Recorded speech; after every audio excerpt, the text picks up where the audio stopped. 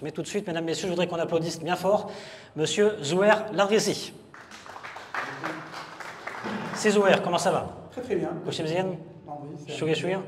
Très très bien. Bon, je suis content de t'avoir parce que c'est vrai qu'avec toi, on permet d'élever le débat, mais aussi de toucher concrètement des choses du doigt.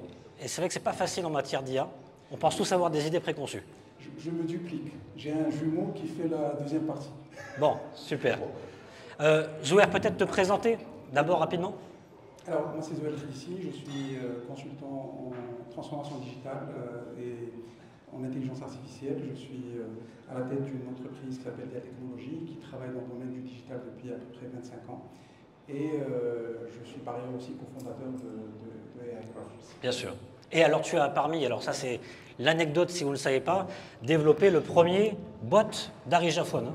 C'est bien ça? Oui, oui. On avait travaillé il y a pratiquement 12 ans sur un sujet qui était à l'époque au niveau de la recherche, donc avec des chercheurs universitaires, et qui a consisté en fait à faire de la reconnaissance vocale en déjà.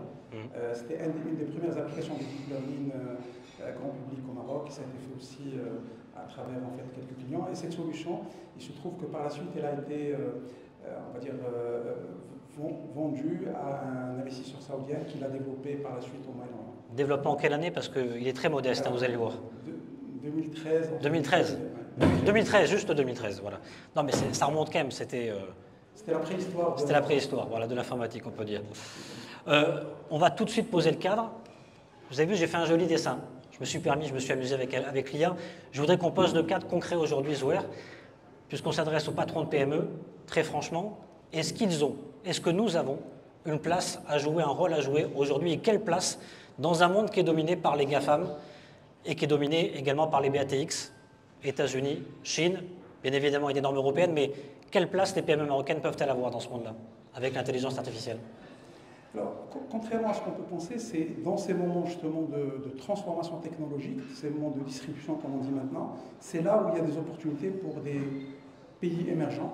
On a vu ça dans l'histoire de l'humanité, on l'a vu à l'invention de la machine, la première révolution industrielle, on l'a vu à la deuxième révolution industrielle, on l'a vu par la suite aussi. Et c'est à ce moment-là, et je rejoins parfaitement Serwan qui l'a dit tout à l'heure, c'est à ce moment-là où tout se transforme. On change de façon de faire, de produire de la valeur, de manière de collaborer, d'interagir en société. Et c'est à ce moment-là où il y a des opportunités énormes qu'on peut saisir. Donc un pays comme le Maroc, même si on peut considérer par rapport aux puissances dont on parle, c'est un pays émergent, mais il a un potentiel. Si on adopte l'IA de la bonne manière, à tous les niveaux, donc au niveau gouvernement, au niveau entreprise, au niveau individuel, on a une chance à jouer, on a une carte à jouer pour peut-être jouer, qui sait, la demi-finale de la Coupe du Monde de l'IA dans quelques années. Bon, en tout cas, on a une démographie qui nous permet d'espérer sur ce levier de l'intelligence artificielle. Alors, il faut aussi se dire qu'on a une population qui est jeune, on a des PME qui sont jeunes, et ça ne peut être qu'une chance pour le Maroc. Donc, comme j'ai dit, un pays de 37 millions, 40 millions d'habitants peut avoir la même productivité qu'un pays de 200 millions d'habitants si on fait qu'on augmente de manière individuelle tous les individus, tous les citoyens, mais aussi toutes les entreprises. Comment les PME marocaines elles peuvent tirer profit de l'IA? Je crois que tu nous as préparé quelques petits slides, mais on va résumer un peu l'idée principale. Ouais. Aujourd'hui, quelles cartes sont à jouer? Alors, aujourd'hui, ce qu'il faut savoir d'abord, c'est que, et on le disait tout à l'heure en discutant, c'est plus un choix. C'est aujourd'hui quelque chose qui s'impose à nous tous. Donc, on ne peut pas se poser la question, est-ce qu'on va y aller ou on ne va pas y aller? Alors, beaucoup de PME aussi se posent la question, est-ce que c'est fait pour nous? On est plus petits, est-ce que ce n'est pas plutôt quelque chose où c'est les grands groupes qui vont avoir la capacité de faire? Et on se pose aussi la question, est-ce que c'est maintenant ou il faut attendre encore 1 an, 2 ans? Je pense que sur ces 3 réponses, la seule réponse qui mérite d'être, en tout cas qu'on peut avoir, c'est une réponse de se dire, ça doit être pour tout le monde, c'est maintenant, et on n'a pas le choix d'y aller. Maintenant, pour y aller de manière concrète, il faut commencer par de l'expérimentation, par des use cases. La PME a peut-être des handicaps, mais elle a énormément d'avantages. Elle a son agilité, elle a aussi sa capacité à se transformer rapidement. Et je pense que c'est ça la chance qu'il faut saisir. Si j'ai à résumer, aujourd'hui, faisons faire par l'IA tout ce que l'IA peut faire, sous-traitons à l'IA tout ce que l'IA peut faire, faisons en sorte que on ait des organigrammes où l'IA collabore avec l'humain, où on a des agents dont on va dire nos organigrammes qui sont IA, faisons en sorte que tout ça collabore pour créer de la valeur. Et là aussi, encore une fois, une PME de 20 personnes peut avoir la productivité d'une entreprise de 500 personnes si elle arrive à bien mettre en place les bons use cases, les bons cas qui vont lui permettre d'évoluer. Je peux donner peut-être... Oui, concrètement, là, je vois justement agents commerciaux, assistants RH, tout ça, c'est possible. Bien sûr. Alors aujourd'hui, pour vous donner un exemple, on peut utiliser un agent IA qui va être capable d'aller chercher les plus... par exemple, les DRH ou les responsables formation au Moyen-Orient, des entreprises qui ont entre 100 et 1000 personnes, et qui va pouvoir leur envoyer une offre en fonction de leur profil, et qui va pouvoir gérer en fait l'interaction avec ces personnes. Donc on peut créer des agents qui vont accélérer l'effort commercial, qui peuvent nous aider dans de l'effort RH, dans de l'effort financier, dans du recouvrement, etc. etc. Qu'est-ce qu'on peut faire d'autre encore? Sous-traiter l'IA, tout ce que l'IA peut faire. Qu'est-ce que ça veut dire par là? Alors, ça ne sert à rien de jouer, à mon sens, ou de rentrer dans une bataille qui est perdue d'avance. Donc, si on a des choses qu'on peut faire avec l'IA, faisons-les faire avec l'IA. Et encore une fois, la PME peut être très agile à ce niveau-là. Et construisons, il y a une phrase que j'aime bien qui dit « Design around what AI cannot do ». Ne nous concentrons pas sur ce que l'IA peut faire, faisons faire à l'IA ce qu'elle peut faire, mais concentrons-nous sur les choses sur lesquelles l'IA ne peut pas agir. Et à mon sens, c'est tout l'enjeu aujourd'hui de la transformation que chaque PME doit opérer. De manière concrète, je crée des assistants, je crée des agents qui vont jouer certains rôles et je me concentre sur les sujets les plus stratégiques. Disons-le autrement, on est tous quelque part obligés de monter d'un cran en termes des niveaux et de faire en sorte qu'on utilise l'IA pour toutes les tâches répétitives, chronophages, qui parfois nous consomment énormément de temps en tant que PME et qui font quelque part qu'on n'a pas le temps d'aller faire la bonne stratégie, d'aller agir sur les clients les plus importants et de faire ce qui nous permet de se développer, d'être compétitif à l'international. Alors, est-ce qu'on est tous compétents pour adopter l'IA?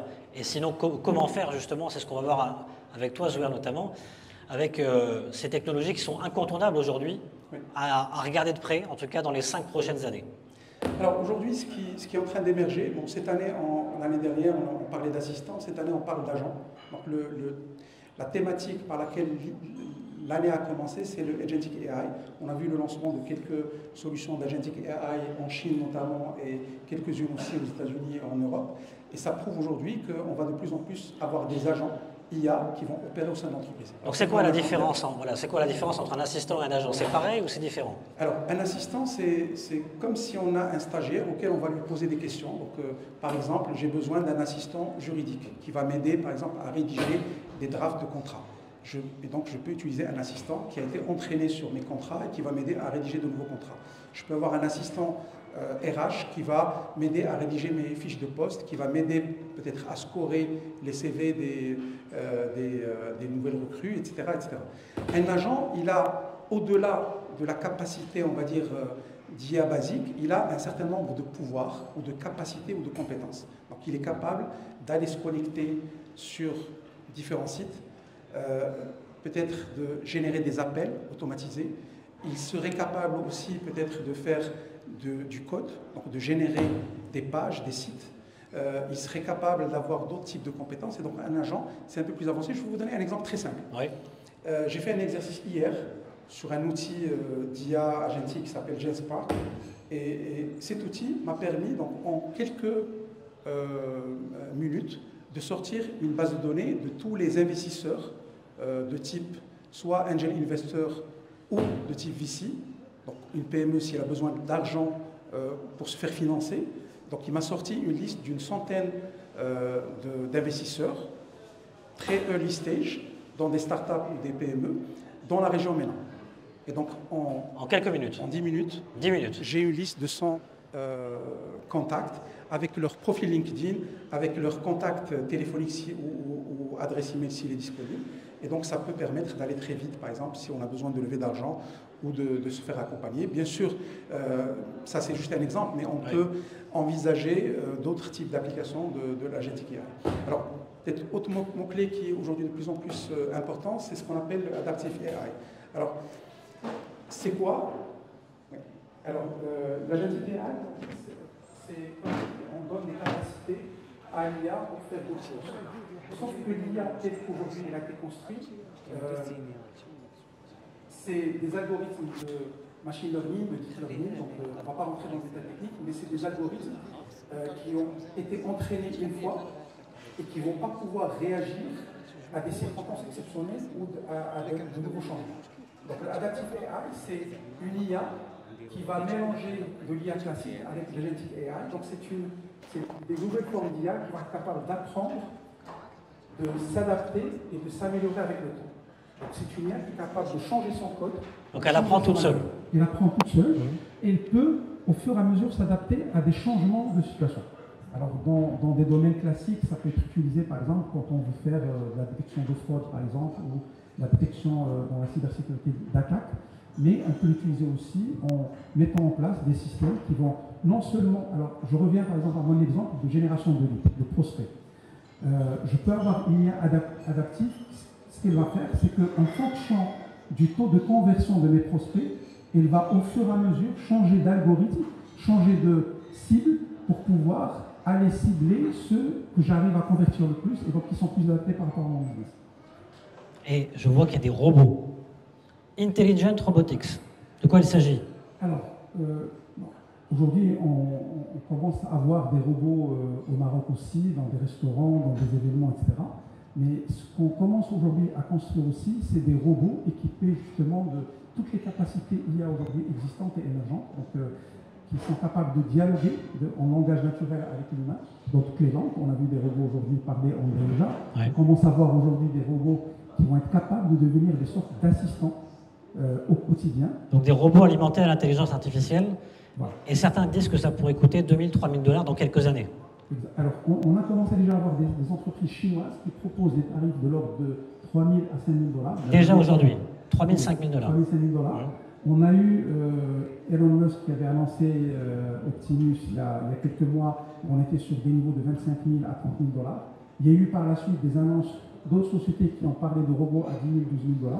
Mais aujourd'hui, avec la baisse du coût de la technologie, parce que ça aussi c'est une nouveauté, début d'année, DeepSeek est lancé en Chine, et on arrive, alors on peut contester l'affirmation, mais on arrive à avoir des IA qui sont accessibles aux PME parce qu'ils sont open source et leur entraînement ne coûte pas très cher.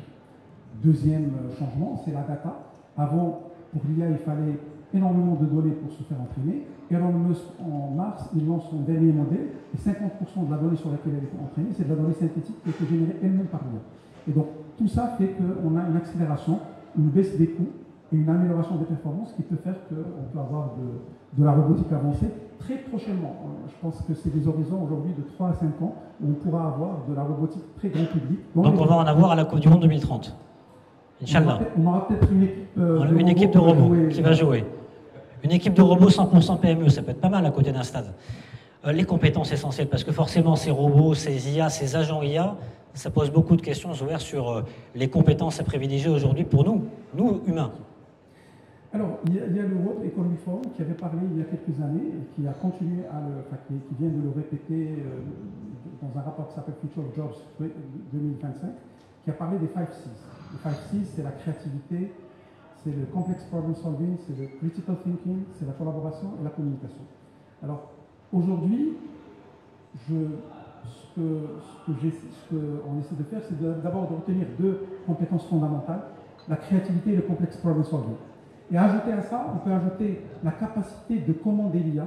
Je pense qu'aujourd'hui, une compétence fondamentale d'aujourd'hui, c'est aussi savoir prompter, mais pas que prompter, c'est aussi savoir orchestrer entre plusieurs outils d'IA.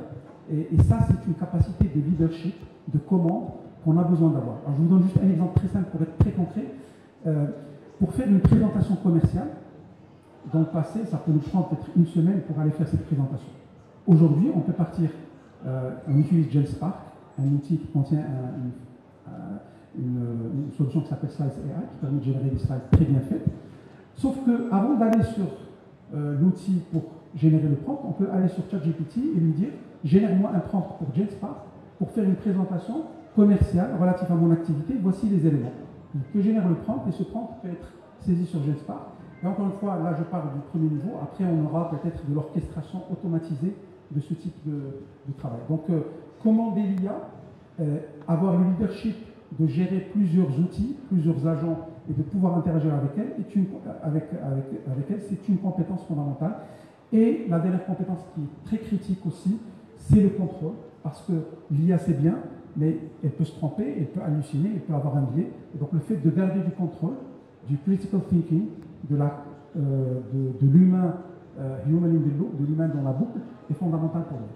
Alors, Zouhair, on arrive à la dernière partie, cette vision à long terme justement, avec notamment l'avenir des PME qui se dessinent, notamment des PME marocaines. Et forcément, ça invite à repenser le rôle aujourd'hui des dirigeants, des entrepreneurs. Tu as parlé effectivement des managers, tu as parlé également de tout ce qui est aujourd'hui disponible sur le marché en termes d'outils IA, mais il faut organiser tout ça, il faut structurer tout ça. Et c'est le dirigeant, j'imagine, le patron de PME, qui doit être en tout cas à l'initiative pour pouvoir tirer vers le haut son équipe. Exactement. Alors, je me suis permis d'utiliser le terme crafter parce que c'est un terme, ça va au-delà, entre parenthèses, du terme, on va dire, de l'anglicisme, on va dire. Oui. Aujourd'hui, au Maroc, on est tous quelque part petits-fils d'artisans. Le Maroc est un des pays les plus anciens en artisanat. Les plus vieux outils d'artisanat ont été découverts au Maroc et ça date de plus de 100 ans. Donc dans notre mindset, on est quelque part artisan. Et le fait de réussir dans l'IA nécessite de prendre modèle sur la manière avec laquelle l'artisan agit au quotidien. Et c'est une manière qui allie créativité, forcément, rapidité, agilité, c'est très important, mais aussi focus, technicité, mais aussi empathie et résilience. Et donc ces éléments fondamentaux peuvent constituer les guides pour un directeur de PME, pour un fondateur de PME, pour réussir à l'ère de l'IA. C'est adopter ce mindset agile, rapide, créatif, résilient, empathique du craft. Bon, et si on n'est pas expert en tech, mon très cher Zouhair, est-ce qu'on a une place ou pas? Est-ce qu'on a une place pour pouvoir savoir manipuler cette intelligence artificielle? Alors, ce qui s'est passé il y a 2 ans, et c'est ça ce qu'il faut aussi comprendre, c'est qu'on est passé d'une IA qui était propre au laboratoire, au grand groupe, à une IA qui est beaucoup plus accessible. Donc on n'a plus besoin, on est aujourd'hui dans une IA d'usage, on est dans une banalisation, dans une généralisation, dans une globalisation de l'IA, qui fait que finalement la barrière de la technicité est moins importante aujourd'hui que par le passé. Donc quelqu'un qui a une bonne culture générale, qui maîtrise le business, qui maîtrise son métier, qui a des bonnes idées, il va profiter beaucoup plus que quelqu'un qui a la compétence technique, mais qui n'a pas tout le savoir-être, on va dire, tout le bon mindset qui va permettre d'accompagner. Donc, au contraire, aujourd'hui, moi je connais des directeurs de PME qui ont installé des outils, par exemple d'Agentic AI comme N8N ou True AI, et qui ont fait sans aucune connaissance de code, ils ont fait leur première automatisation pour se faire aider, pour automatiser certaines tâches qui leur prenaient énormément de temps. Et en gagnant ce temps, ils l'ont réinvesti sur des sujets beaucoup plus stratégiques pour leurs entreprises. Alors, on en vient justement au conseil pour s'adapter à cette transformation, mon cher Zouhair. Quel conseil il faudrait donner à des dirigeants de PME qui nous écoutent et qui vont nous voir, qui vont nous regarder dès demain dans le replay? Bon, je me suis permis d'utiliser IntelliJ, mais c'est quelque chose qui nous parle tous. Je pense que malgré tous les risques qu'on peut envisager ou imaginer, je pense que ce qui est important au début, c'est que nous déroulons la filière. Ça, je pense, c'est un élément fondamental. Parce que de toute façon, ça va s'imposer à nous. Oui. Je pense qu'il faut aujourd'hui qu'on construise sur, contrairement aux révolutions passées qu'on a pour certaines ratées, je pense qu'il est temps aujourd'hui qu'on prenne ce train, qu'on le prenne au bon moment. Et c'est pour ça que j'ai commencé par le terme d'Irminia. Mais je voulais aussi dire qu'il faut qu'on hire AI agents, recruter des l'IA. Faites parmi vos plans de recrutement dans les 3 prochains mois, pensez à recruter des agents IA. C'est fondamental parce que ça va vous aider. C'est des gens qui vont être pas très cher payés, qui ne vont pas être exigeants en termes de salaire et qui vont peut-être vous faire gagner beaucoup de temps. Donc, hire AI agents. Et je termine sur la phrase que j'ai dit tout à l'heure, design around what AI can do. Ça ne sert à rien de rentrer dans une... C'est comme une calculatrice, on ne va jamais se battre, ça ne sert à rien de se battre contre une calculatrice, elle va toujours être on va dire, plus performantes en calcul que nous. Par contre, concentrons-nous sur ce que l'IA ne sait pas faire et construisons de la valeur ajoutée là-dessus. Bon, je vous ai dit, hein, avec Zouer, ça vole très haut et on touche du doigt des exemples précis. Tous les exemples qui ont été cités, bien évidemment, demain, vous allez les retrouver dans le guide pratique qu'on va vous envoyer par mail. C'est la séance questions-réponses. Alors allez-y, n'hésitez pas à profiter. On a 10 minutes ensemble avec Zouer pour poser des questions. Qui va se lancer en premier? Sinon, je vais vous chercher au corps à corps. Monsieur, bonjour. Je vais vous demander de vous présenter. Bienvenue, bonsoir. Bonsoir, c'est Moumen Driss, expert comptable. Donc, premièrement, je tiens à remercier toute l'équipe et Zouer pour la présentation. J'ai juste une question parce que, en parlant de l'IA, moi ça me fait peur, honnêtement. Moi je suis expert comptable, je suis technicien, je sais que, je pense qu'il parle de 2030, que notre métier va plus ou moins disparaître. Maintenant, ma question, quelles sont les compétences clés qu'il faut développer pour rester compétitif ou là pour survivre dans un monde où l'IA va régner plus ou moins? Merci. Zouer. Allez, 2 minutes et puis ensuite on prend la deuxième question. Une question très importante. Encore une fois, je vais juste dire deux choses. C'est que ça serait très difficile pour qui que ce soit de prédire comment les choses vont évoluer. Et encore une fois, même le terme expert, aujourd'hui, c'est très difficile parce qu'en fait, la réalité, on apprend tous aujourd'hui dans le processus. Donc, on ne sait pas comment les métiers vont évoluer. Par contre, le constat, je pense, global, si j'ai à résumer, je vais le dire en dérija.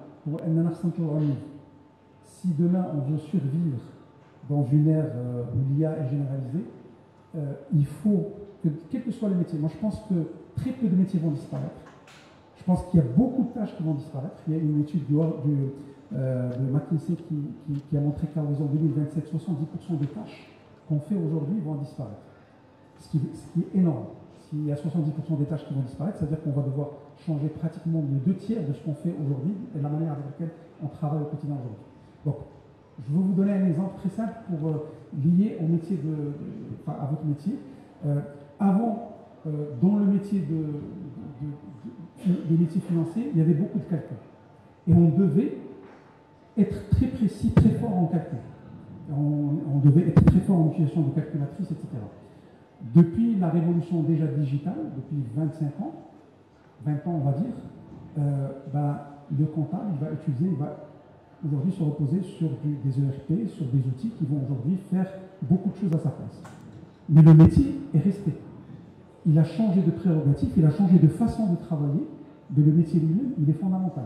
Donc, dans la majorité des métiers, ce qui va se passer, et je pense que, a priori, ça doit être la majorité des métiers, ce qui va se passer, c'est que peut-être le métier ne va pas, trop probablement le métier ne va pas disparaître, mais 70% des tâches de ce métier vont disparaître. Donc, tout l'enjeu, c'est comment on doit remonter le niveau pour ne plus être sur des choses chronophages, répétitifs, parfois pas forcément à très forte valeur ajoutée, et se concentrer sur les tâches qui sont à plus forte valeur ajoutée et sur lesquelles l'apport humain est fondamental. Donc aujourd'hui, par exemple, si je prends dans des sociétés quelqu'un un directeur financier, il va devoir être beaucoup plus dans une logique prédictive et de pilotage financier de l'activité que dans une logique où il gère de l'administratif, de la saisie ou du suivi, on va dire, des écritures comptables, financières, etc. Donc tout l'enjeu, à mon sens, et à mon sens, il ne faut pas avoir peur parce que l'humain a toujours su s'adapter. Il y a eu déjà une révolution il y a 25 ans et qui s'est renforcée sur les dernières années avec la digitalisation. Je pense que beaucoup de métiers ont changé fondamentalement. Prenez juste le médecin, et là aussi je vais donner un exemple et je peux revenir sur ça. Le métier du médecin a changé et va encore changer. Donc si avant une partie importante de la consultation c'était le diagnostic, il y a eu des études récentes qui ont prouvé que le diagnostic avec l'IA est à 90% précis, alors qu'un médecin normal ne va pas dépasser 70% de précision du diagnostic. Donc le médecin va se reposer sur l'IA pour faire un meilleur diagnostic, mais il va peut-être se concentrer sur des choses que l'IA ne va pas faire. Il va essayer de mieux empathier avec le patient, comprendre le contexte, parce qu'une maladie est due à un contexte socio-psychologique. psychosociologiques qu'il a besoin de comprendre et sur lesquels il peut éventuellement agir, il peut accompagner de manière beaucoup plus importante, au lieu qu'il réserve aujourd'hui sur le temps de la consultation 10 minutes au diagnostic et 1 minute à l'accompagnement psychologique, peut-être qu'il va faire 10 minutes sur le diagnostic et 10 minutes sur l'accompagnement et sur le soutien psychologique. Allez, une deuxième question, profitez-en. Bonsoir monsieur.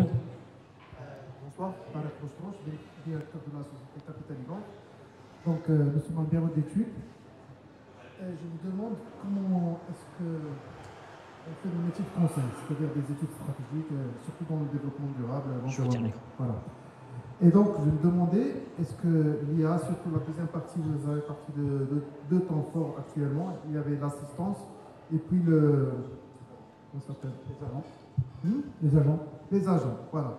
Alors, je me demandais, dans la partie diagnostic, par exemple, la première étape, c'est la recherche d'informations et tout ça, est-ce que l'IA peut faire un travail, on va dire, plus ou moins élaboré? Parce que, d'après mon expérience, je crois, moi, dans mon bureau, on l'utilise comme étant un assistant. Mais on n'arrive jamais, on ne trouve pas la touche de l'IA, tout simplement. Vous avez utilisé quels outils? ChatGPT principalement et Claude. Merci. Alors, je vous réponds de manière très claire parce que, par ailleurs, je fais beaucoup d'émissions de conseil à l'international, avec la Banque mondiale, avec la BERD et d'autres. Aujourd'hui, une grosse partie du travail en amont, donc de recherche, de benchmark, d'analyse, on va dire, de l'état des lieux, etc. Il y a énormément de choses qui se font aujourd'hui avec l'IA. Et ce n'est peut-être pas les bons outils. Aujourd'hui, Manus, par exemple, est un très bon outil. Manus.ai est un très bon outil aujourd'hui qui permet de sortir une étude. Alors, je vais vous donner un exemple. Faites l'exercice. Encore une fois, je ne suis pas là pour faire de la pub aux outils. Je vous donne tous les outils. GenSpark est un concurrent. Donc, je prends Manus comme un autre exemple. Avec Manus, on peut générer une étude d'une 50aine de pages qui va faire le benchmark de, par exemple, l'utilisation de l'IA dans le secteur financier au niveau mondial. Donc Manus, M-A-N-U-S.ai. Okay. Je peux vous donner un autre exemple. Je veux faire un benchmark de toutes les stratégies pays dans le domaine énergétique, par exemple,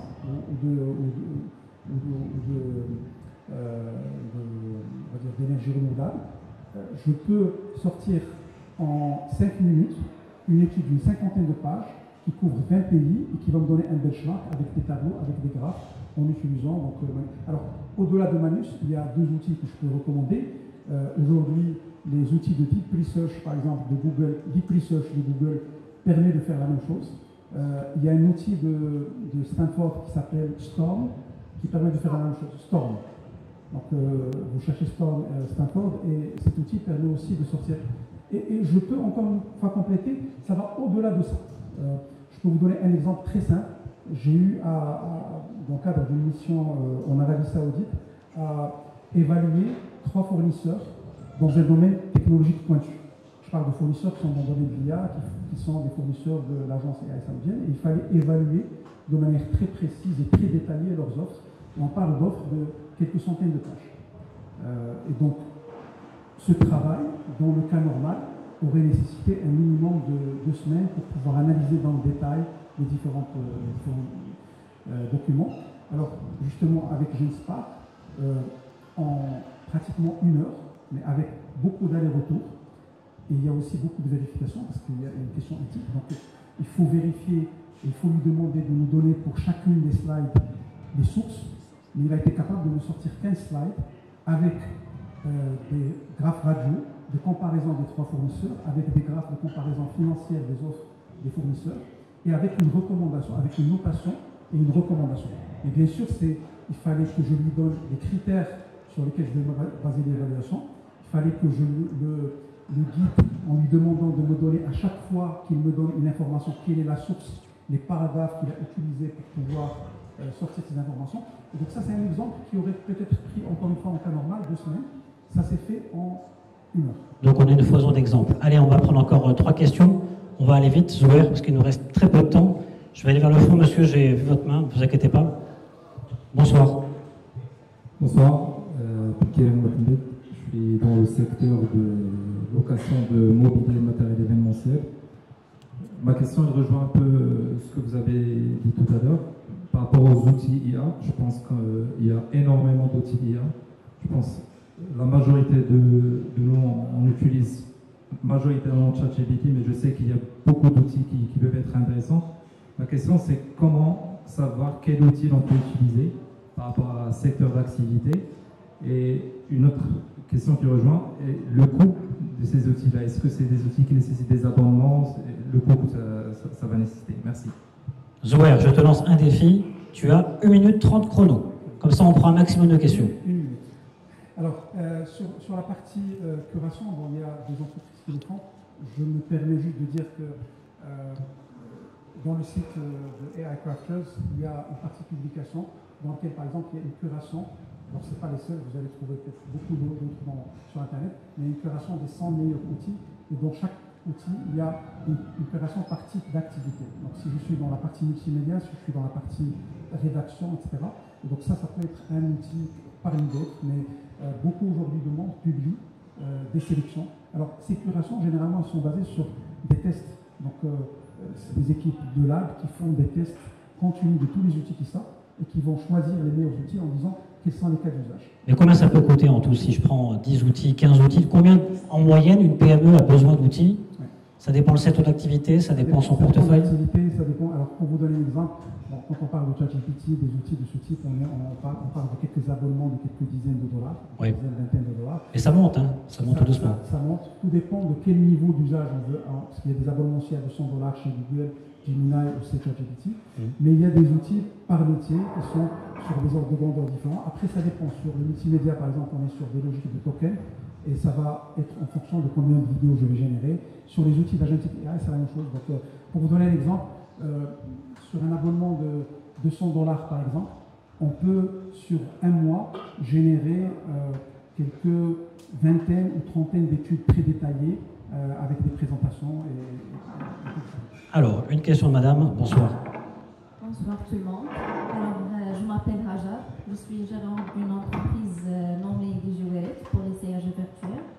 Alors, ma question, c'est à propos de c'est quoi les types de AI, normalement des agents AI que vous utilisez quotidiennement en tant que gérant?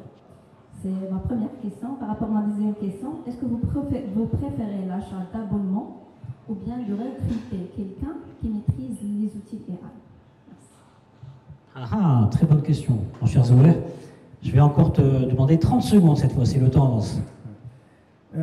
Alors, il y a beaucoup d'outils d'Agentic AI. Encore une fois, ça va du plus simple que n'importe qui peut utiliser à des choses un peu plus compliquées.